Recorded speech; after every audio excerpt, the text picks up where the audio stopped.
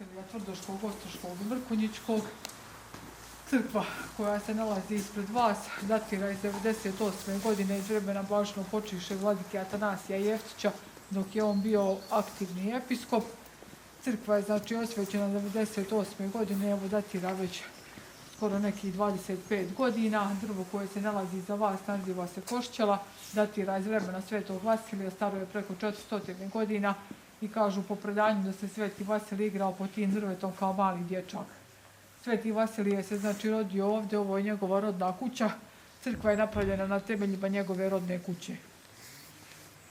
On je potekao, znači odavde krenuo u svoj monaški podvig, sa 11 godina otišao je za manastir Zavalu. Manastir Zavala je nekih 16 km preko polja od nas odavde, možda ste bili već. Prošli smo, vidjeli smo. Da.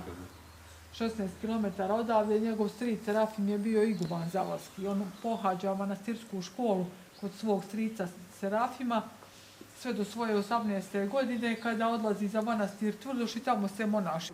A do tada šta je bilo? Pa bila je samo crkvica i ovo drugo. Crkvica? Da, bio je metok i ranije je naš Petropavlovski, mi dolazimo iz Petropavlova, to je jedan manastir ženski.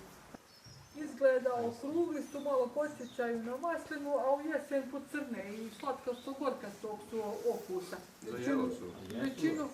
Većinu ploda sačinjava koščica, zato se i zove košćava.